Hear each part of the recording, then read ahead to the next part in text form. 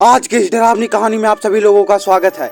जहां नाम सुनते ही मन में बेचैनी, सिरहन और अनहोनी की चीजें की तस्वीर उभर आती है। वहां भूतिया थाना की कहानी को सुनने वाला हर इंसान रुडेगा। शहर की गलियों में, गांवों की रोडों पर, अंधेरे के उस कोने में जहां नहीं दिखता कोई रास्ता, बस इमारत की झुर्री और खाली खिड़कियों से छानती रोशनी, वहाँ उस थाना की सिलेट उभरती है जिसे लोग भूतिया थाना कहने लगे हैं। यह कहानी है बिहार के जहानाबाद जिले का एक ऐसा थाना जिसके दीवारों में दबी आवाजें में फर्श के दरारों से छनती चीखें हैं और रात की खामोशी में गुजर जाती परछाइयां। बहुत पुरानी बात नहीं, लगभग 5-6 साल पहले की है। तब जहानाबाद कस्बा बड़ी हलचल में था। विकास के नाम पर कई नई इमारतें, सड़कों के बिछने की योजना, लेकिन शाम ढलते ही ये सारा चमक दमक मानो फीकी पड़ जाती थी, क्योंकि कस्बे की सीमाओं के पास एक पुराना था एक ऐसा थाना जिसे लोग दिन में ठीक ठाक थाना कहते थे, लेकिन जैसे ही अंधेरा छाने लगता वही थाना बदल जाता। थाना अधीक्षक का नाम था रिहाल सिंह साहब। ईमानदार तो थे, लेकिन थोड़ी बहुत अजीब बातें उन्हें सदैव दबा कर रखती थी। कहते हैं कि उनकी ड्यूटी के दौरान ही उन्हें महसूस किया कि थाना अध्यक्ष के कमरे में अक्सर अजीब सी आवाजें आती थी। किसी के कदमों की खटखट, किसी के फुसफुसाने की आवाज, और कभी कभी बेहद हल्की हंसी, जैसे किसी आत्मा ने फैसला कर लिया है कि यह जगह अब उसका है। थाना की इमारत खुद ही भारी थी। पुरानी ईंटों की संरचना, ऊंचे दरवाजों की लकड़ी, खिड़कियों पर जंग लगी हुई थी। तूफानों से टूटे पंखे की जगह टूटी कुचड़ी कठपुतली की तरह झूलती थी। दीवारों पर पिपड़े उगे हुए थे और दरवाजों की कुंडी कई बार खुद ब खुद खुल जाया करती थी, मानो भीतर से कोई दबाव दे रहा हो। एक दिन थाना क्षेत्र में कुछ ग्रामीणों ने शिकायत पेश की कि रात को जब सितारे छुप जाते हैं और अंधेरा घना हो जाता है तो थाना परिसर की रोशनी झिलमिलाहट दिखाई देती है। खिड़कियों से लाल पीले रोशनी, मानो किसी दीपक की चमक हो, लेकिन भीतर कोई दिखाई नहीं पड़ता। कुछ युवकों ने भी कहा कि उन्हें वहां छिपी हुई परछाई देखी है, छत की ओर चढ़ती, दीवारों से टकराती, फिर गायब हो जाती। कभी कभी उन परछाइयों में ऐसा महसूस कराया है कि उन्होंने उन्हें देखा है और भी वो देखे जाने का एहसास कर रहे। थानेदार को शुरू में इन शिकायतों पर हंसी आई। उन्होंने कहा कि ये सब अंधेरा का भ्रम है, बिजली की खटखटाहट तो कुछ गाँव के बच्चों की शरारतें। लेकिन समय के साथ ये शिकायतें बढ़ती गई, लोग डरने लगे। एक ठंडी रात के दिसंबर की, मानो किसी आधी रात में, जब हवा भी सचमुच ठिठुरन लिए हुई थी, आसमान में बादल छाए हुए थे, चांद की रोशनी मुश्किल से झांक रही थी, थाना में उस रात एक रिपोर्ट आई गांव से कि वहां एक परिवार की अंगूठी की चोरी हुई है।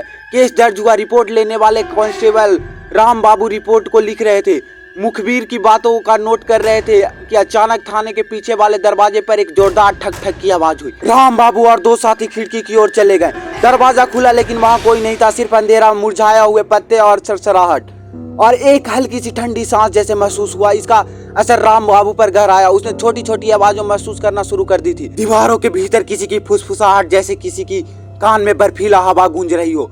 उस रात जब सब सो चुके थे, एक चीख गूंज उठी।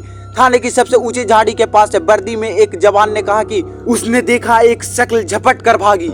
सुबह हुई तो थाने की झाड़ियों के पास मिट्टी के निशान, खून के छींटे मिले, लेकिन कोई घायल नहीं था, कोई कहीं नहीं था। उसके बाद और घटनाएं होने लगी। एक महिला जो थाना परिसर से गुजर रही थी कहती है कि उसने देखा अधपकी छाया जैसे किसी को खींच रही हो। एक जवान ने बताया कि रात को जब सवारियों की गाड़ी थाने के पास से गुजारी तो उसके बोनेट पर किसी ने सर टिका लिया, लेकिन अचानक हाथ गायब हो गया। थाना अधीक्षक रिहाल सिंह ने अस्पताल जाने के रास्ते कमरे के शीशे से अपनी परछाई देखी। एक दूसरी परछाई दाईं ओर से एक बच्ची की। उसकी आंखों में कुछ ऐसा जो इंसान नहीं था। अंधेरे की उन घटनाओं ने थाना में तैनात पुलिसकर्मियों के भीतर से तोड़ना शुरू कर दिया। उनकी नींद उड़ गई। कुछ ने शिफ्ट बदलने की मांग की, कुछ रात की ड्यूटी से रो रहे थे, कुछ तो बोल भी नहीं पा रहे थे कि सचमुच क्या देखना पड़ता है। एक दिन जवान चुन्नू, जो इस सब को मजाक समझकर सुनता था, फैसला किया कि वह इस घटना की तह तक जाएगा। उसने थाने की पुरानी रिकॉर्ड देखी। पता चला कि थाना बनने से बहुत पहले वहाँ एक अंतः अस्तुलित परिवार का मकान था जिसमें एक बच्ची की मौत हुई थी। वह बच्ची थाना परिसर के दीवारों में खेलते समय एक पुरानी कुएं में गिर गई थी। वह कुआं बाद में बंद कर दिया गया था और भवन बनी थी उसी जमीन पर किसने जान लिया था कि कुएं की आत्मा कभी नहीं शांत हुई थी। कभी ठठरे की हंसी, कभी मिट्टी से उगती पुतलियां दिखती हैं। चुन्नू ने थाने के सचिव से कहा कि हमें इस घटना को वैज्ञानिक तरीके से देखना चाहिए, कैमरे लगवाए जाएं, रात में ड्रोन कैमरा चले, आवाज रिकॉर्ड हो। लेकिन प्रशासन ने गंभीरता नहीं ली। थाना है, डरोगी नहीं कहकर टाल दिया। एक रात जब आंधी थी, बिजली गुल थी, आकाश में गड़गड़ाहट थी, थाने में सिर्फ एक जवान राम बाबू और दरवाजे में लगे 4-5 लोग रहने वाले हैं। चुन्नू का नाम चल रहा था कि वह शहर से कुछ सामान लाने गया है। रियाल साहब भी गए हैं। तभी दरवाजा जोर से पीटा गया। राम बाबू ने डंडा उठाया। भीतर से आवाज आई, मदद कर। आवाज लड़की की थी, रोती हुई, बचपन की जैसी। राम बाबू दरवाजा खोलने के लिए झुका, किंतु जैसे ही उसने खोलने की कोशिश की, दरवाजा की कुंडी खुद से टूटकर खुल गई। हवाएं चली, झिनझिनाती धून बजने लगी जैसे कोई मंजीरा बजा रहा हो। उसके बाद एक अंधेरी परछाई भीतर घुसी, कदमों की हल्की हल्की छापें सुनाई दी। ऊपर की सीढ़ियों पर राम बाबू ने मुट्ठी बांधी, लेकिन हाथ कांप रहे थे। परछाई ने ऊपर चढ़ना शुरू किया, दरवाजे की ओर बढ़ी, जैसे छलांग लगाकर बाहर भागने को तैयार हो। राम बाबू ने चिल्लाया, अन्य जवान भागे, लेकिन जैसे ही उन्होंने दरवाजा खोलने की कोशिश की, कोई भीतर से उसे चीखने लगा। चुनाव आ गया। जनप्रतिनिधियों ने सुन लिया इस घटना की अफवाहें। समाचारों में खबर आई कि जहानाबाद थाना अब रात में लगभग सुनसान हो गया, लोग वहां से पास नहीं जाते। एक धार्मिक पंडित हरिदेव को बुलाया गया।